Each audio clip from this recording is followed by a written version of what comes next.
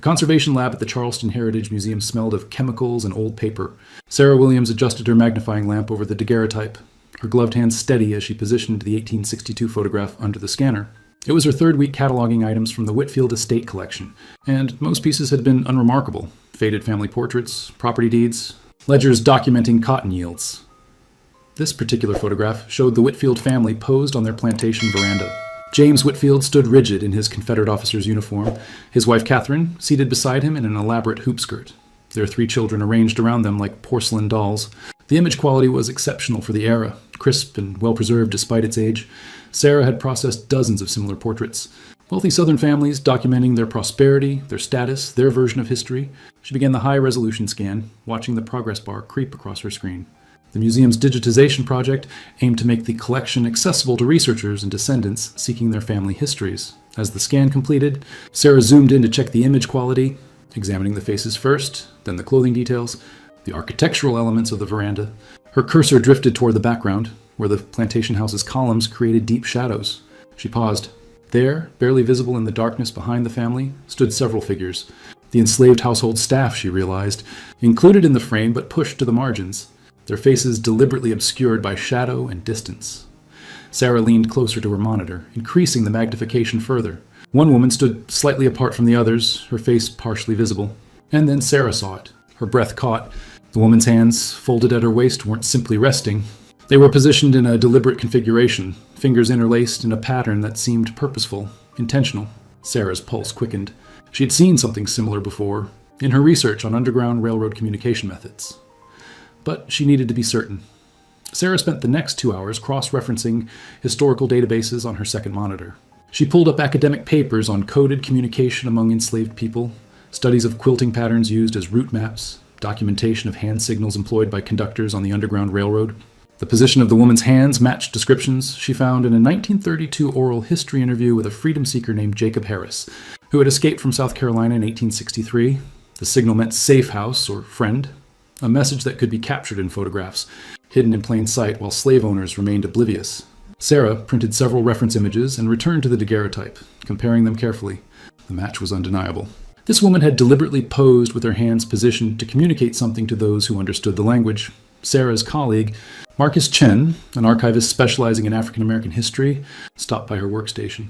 "Still on the Whitfield collection?" he asked, setting down his coffee. Sarah turned her monitor toward him without a word. Marcus leaned in, studying the image. His expression shifted from casual interest to focused attention. "Is that what I think it is?" he asked quietly. "I think so," Sarah replied. "But there's more." She zoomed in further on the woman's dress, pointing to the collar. Barely visible against the dark fabric was a small pin, no larger than a button. The enhanced resolution revealed intricate detail. Tiny symbols etched into the metal surface, including what appeared to be a star.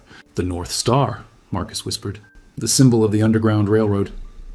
They sat in silence for a moment, the implications settling over them. This wasn't just a family portrait.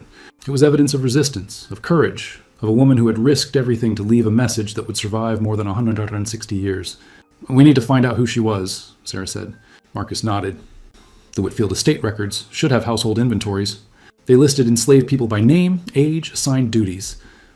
The thought made Sarah's stomach turn, but she knew those dehumanizing documents might be their only path to identifying the woman in the photograph. "Let's start there," she agreed. "And I want to examine every inch of this image. If she left one message, there might be others."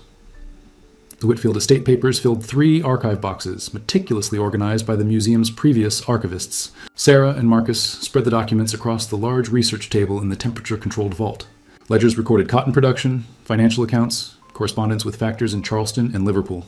And then there were the inventory lists, dated and updated annually, listing human beings as property with the same clinical precision as livestock and furniture. The 1862 inventory, compiled just months before the photograph was taken, listed 18 enslaved individuals on the main house grounds. The document provided names, estimated ages, assigned roles, and assessed monetary values. Sarah's hands trembled slightly as she read through the list. "Here," Marcus said, pointing to an entry near the bottom. "Eliza, age approximately 35, house servant seamstress, valued at $900. $900. The reduction of a human life to a price tag." Sarah photographed the page with her phone, then continued searching through the papers.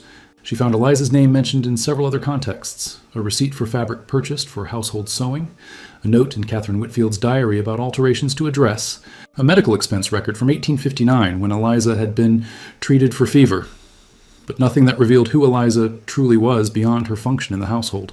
"We need more than this," Sarah said, frustration creeping into her voice. "These records tell us nothing about her as a person."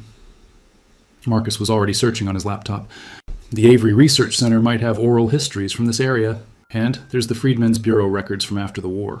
If Eliza survived until emancipation, she might have registered, applied for assistance, searched for separated family members. Sarah returned to her computer and pulled up the daguerreotype again, studying Eliza's partially visible face with new intensity. The woman had strong features, her gaze directed not at the camera but slightly to the left, as if watching something beyond the frame. Her expression was carefully neutral, the mask that enslaved people had to wear in the presence of their enslavers. But knowing what Sarah now knew about the hand signal, she could see something else in that face. Determination, perhaps even defiance. She was part of the Underground Railroad, Sarah said aloud, the certainty growing stronger. She had to be. This wasn't just a random gesture. She knew exactly what she was doing. Dr. Patricia Johnson, director of the Avery Research Center for African American History and Culture, welcomed Sarah and Marcus into her office the following morning. The walls were lined with photographs, documents, and artifacts chronicling the African American experience in the Low Country. Dr. Johnson, a distinguished historian in her 70s, listened intently as Sarah explained their discovery. "The Whitfield Plantation," Dr. Johnson said thoughtfully, pulling a book from her shelf. "Oh, I know that property. It's on Edisto Island, correct?"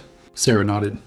The island had significant Underground Railroad activity, though it's not widely documented. Many people don't realize how extensive the network was in South Carolina. We tend to focus on northern routes, but there were active networks throughout the South, helping people escape to Union-controlled areas, to ports where they could board ships heading north, or even to the Bahamas. She opened the book to a marked page, showing a hand-drawn map of the Low Country with notations in faded ink. This was created in 1935 by a historian who interviewed elderly former slaves. They identified safe houses, meeting points, river crossings. "Look here." Her finger traced a line on the map. Edisto Island had at least 3 known safe houses operated by free black families and sympathetic whites, Quakers mostly. The Whitfield Plantation is right in this corridor. Sarah felt a chill run down her spine. So Eliza could have been a conductor, helping people escape from the plantation itself. Dr. Johnson smiled. It's possible. House servants had more mobility than field workers, more access to information. They heard conversations, read letters left lying around, knew when slave catchers were in the area or when the master would be away. A seamstress would have legitimate reasons to move between the main house and the slave quarters, to visit other plantations for work. "Perfect cover for Underground Railroad activities." Marcus leaned forward. "Do you have any records of conductors operating in this area during the war years?" Dr. Johnson moved to her filing cabinet. "We have some oral histories, but names are often incomplete or changed. People used code names, false identities. After the war, many were afraid to speak openly about their involvement, fearing retribution even decades later. But let me check our database." She spent several minutes typing, scrolling through records. Then she paused, reading something on her screen. "There's a reference here in a 1938 WPA interview with a woman named Ruth, born enslaved on Edisto Island in 1857. She mentions a woman called Aunt Eliza, who worked as a seamstress and would sing certain songs when it was safe to move. The interviewer didn't understand the significance, just recorded it as folklore." Dr. Johnson printed the WPA interview transcript, and Sarah read it with growing excitement. Ruth's testimony, recorded when she was 81 years old, painted a vivid picture of life on Edisto Island during the Civil War years. The interviewer had been more interested in stories about plantation life and folk customs, but buried in the narrative were fragments of something more significant. Aunt Eliza, she was a smart woman, Ruth had told the interviewer. She could sew anything, make a dress from scraps, fix any tear, but she had another gift. She knew things, heard things. When the paddy rollers were coming, she'd sing "Wade in the Water." When it was safe, she'd hum "Follow the Drinking Gourd." We all knew what it meant, but the white folks just thought she'd like to sing while she worked. The transcript continued with Ruth describing how people would sometimes disappear from the plantation at night, and how Aunt Eliza always seemed to know when someone was planning to run. She never said nothing directly, but she'd leave things. A quilt hung a certain way, a candle in a window, a mark on a tree. Signs for those who understood. Sarah looked up at Dr. Johnson. This has to be the same Eliza. The timeline matches, the location, the work as a seamstress. Dr. Johnson nodded slowly. It's compelling evidence, but we need to find more concrete connections. Ruth's testimony gives us context, but we need to trace what happened to Eliza after this photograph was taken. Did she survive the war? Was she emancipated? Did she leave any descendants who might have family stories? Marcus was already searching through Friedman's bureau records on his laptop. I'm looking at registration records from Charleston County between 1865 and 1868. There are thousands of entries. Let me filter by name and approximate age. Minutes passed in tense silence as he scrolled through digitized documents. Then he stopped. I found something. Eliza Freeman registered in Charleston, April 1865. Age listed as about 38, formerly enslaved on Edisto Island. Occupation listed as seamstress. The room fell silent. Freeman, the surname chosen by thousands of formerly enslaved people to mark their new status. Sarah felt emotion welling up in her throat. Eliza had survived. She had lived to see freedom. Does the record show anything else? She asked. Marcus continued reading. She registered 2 children with her, a daughter named Hannah, age 12, and a son named Isaac, age 8. And there's an address, or at least a general location. Radcliffe Street, near the waterfront. Dr. Johnson stood up, energized. Radcliffe Street was in a neighborhood where many freed people settled after the war. Some of those families are still in Charleston. Their descendants might have stories, family Bibles, photographs, documents. Finding the descendants took 3 weeks of methodical searching.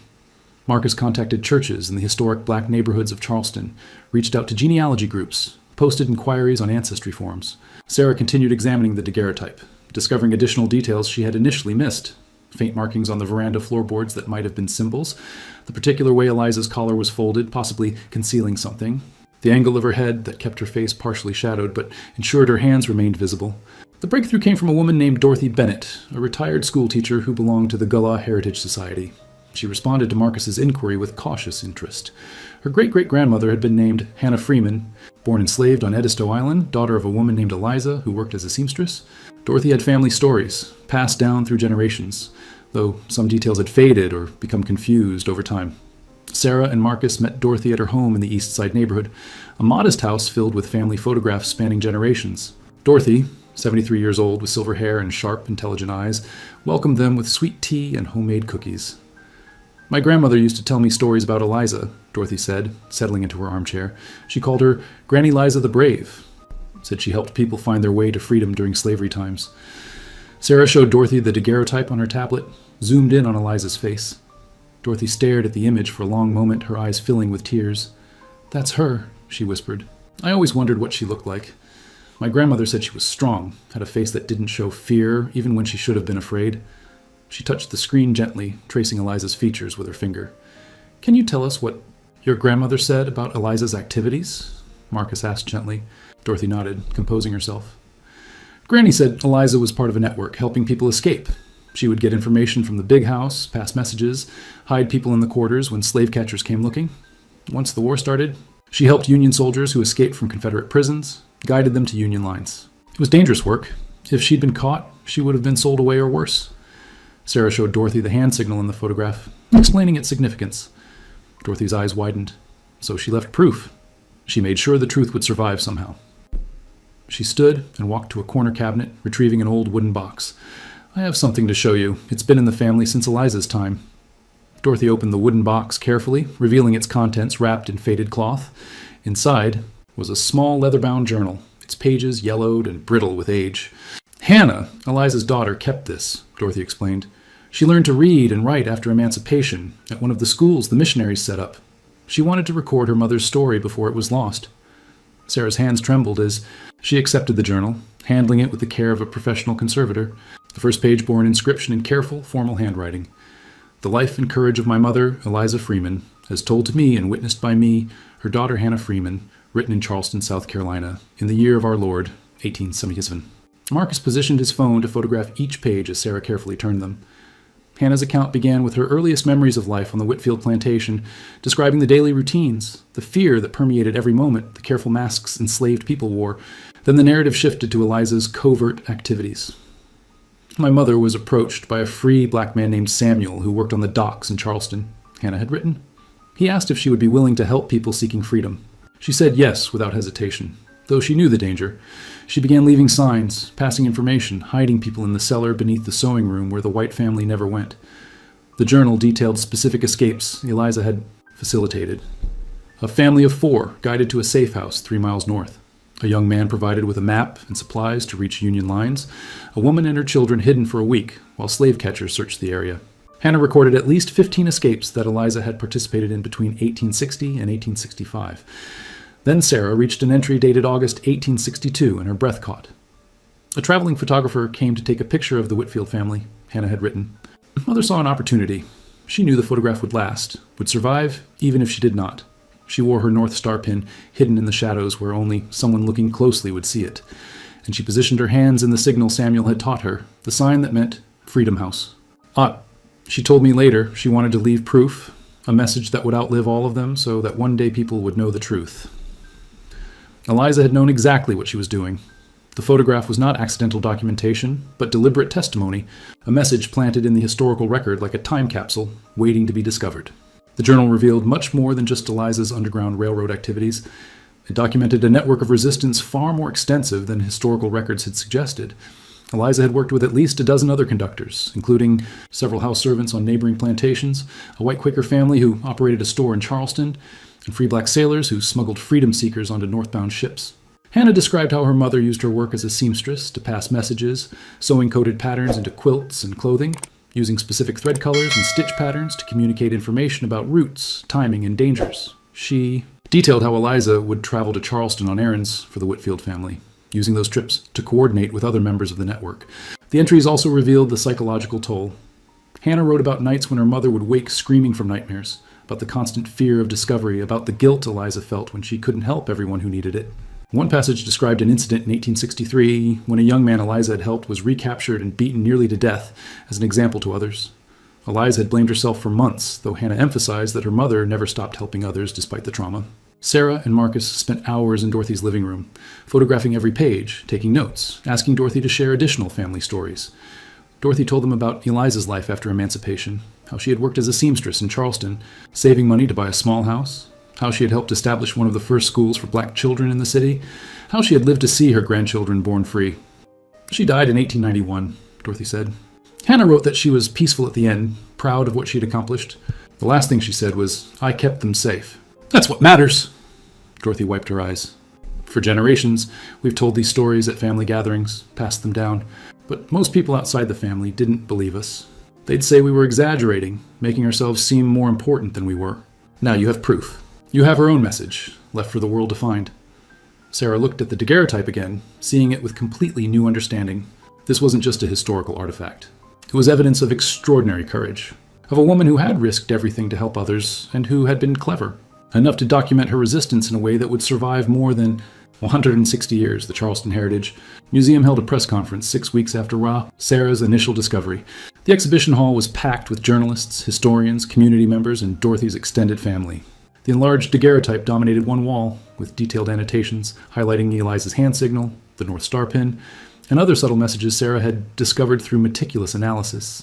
Display cases held Hannah's journal, carefully preserved and open to key passages, alongside contemporary documents about the Underground Railroad in South Carolina. Dr. Johnson spoke first, providing historical context about the Underground Railroad's operations in the Low Country, acknowledging how much of that history had been overlooked or minimized in traditional narratives. Marcus presented the archival research, tracing Eliza's life from enslavement through emancipation to her work as a teacher and community leader. Then Sarah stepped to the podium, the restored daguerreotype displayed on the screen behind her. "When I first scanned this photograph," Sarah began, "I thought I was looking at another piece of documentation of slavery, another portrait of a wealthy white family with enslaved people pushed to the margins. I didn't expect to find evidence of resistance, of courage, of a woman who used this very photograph as an act of defiance." She detailed her process of discovery, explaining how enhanced imaging technology had revealed details invisible to the naked eye, how cross-referencing with historical records and oral histories had built a comprehensive picture of Eliza's activities. Eliza Freeman was not a victim defined solely by her enslavement, Sarah continued. She was a conductor on the Underground Railroad, a strategist, a hero who saved lives at tremendous personal risk. And she was smart enough to leave us this message, knowing that one day, with the right technology and the right attention, someone would see what she had hidden in plain sight. Dorothy approached the podium next, her voice strong despite her emotion. "My family has carried Eliza's story for generations. We've been told we were exaggerating, that we were making up tales to feel important. Today, the evidence proves what we always knew. Our ancestor was a hero. She deserves to be remembered and honored not just by our family, but by everyone who values freedom and justice. The room erupted in applause. Sarah watched as Dorothy's children and grandchildren gathered around the enlarged photograph, some crying, some laughing, all of them touching the image of their ancestor with reverence and pride. Journalists approached with questions. Historians requested access to the journal and documents for further research. A local filmmaker asked Dorothy if she would participate in a documentary about Eliza's life. 3 months later, Sarah stood in the newly opened exhibition at the Charleston Heritage Museum titled Hidden in Plain Sight, Eliza, Freeman and the Underground, Railroad in South Carolina. The exhibition had expanded far beyond the original daguerreotype. Working with Dr. Johnson and community historians, they had uncovered additional evidence of the network Eliza had been part of. Property records showing safe houses, ship manifests documenting freedom seekers who had reached northern ports, letters from formerly enslaved people describing their escapes. Other families had come forward with their own stories, passed down through generations, of ancestors who had participated in resistance activities. The exhibition honored them all, correcting the historical record that had long minimized or ignored black agency and courage during slavery. Schools brought students to see the displays, learning history that had been absent from their textbooks. Dorothy visited the exhibition regularly, often finding her surrounded by visitors asking questions about Eliza. She had become a sought-after speaker, sharing her family's oral history with audiences who finally understood its significance. Her grandchildren, initially skeptical about old family stories, now spoke about their ancestor with pride, and had begun researching other aspects of their family history. Sarah had continued her work on the Whitfield collection, discovering 3 more photographs where enslaved individuals had positioned themselves or objects in ways that now seemed clearly intentional. Each discovery opened new questions, new investigations, new opportunities to restore forgotten voices to the historical record. Standing before the enlarged daguerreotype, Sarah studied Eliza's face once more, that careful, neutral expression that concealed so much determination and courage. The hand signal was now immediately visible to every visitor, highlighted by discreet lighting and detailed explanations. Children traced the position of Eliza's fingers with their own hands, learning the sign that had once meant safe house or friend, keeping that knowledge alive for a new generation. She wanted to be seen, a young girl said to her mother, standing beside Sarah. She knew someday someone would look close enough to find her message. The mother smiled, reading the exhibition text aloud. And now we have. Now everyone knows her name and what she did. Sarah thought about all the other photographs sitting in archives and museums, waiting to be examined with new technology and new perspectives. How many other messages had been hidden by people who refused to let their stories be erased? How many other acts of courage and resistance were still waiting to be discovered, concealed in images that historians had glanced at and dismissed? The photograph was no longer just a daguerreotype of a wealthy white family on their plantation veranda. It was Eliza Freeman's testament, her proof of existence and resistance, her gift to the future. It had taken 162 years for someone to see what she had left behind, but her message had survived. Her courage had survived. Her name would not be forgotten.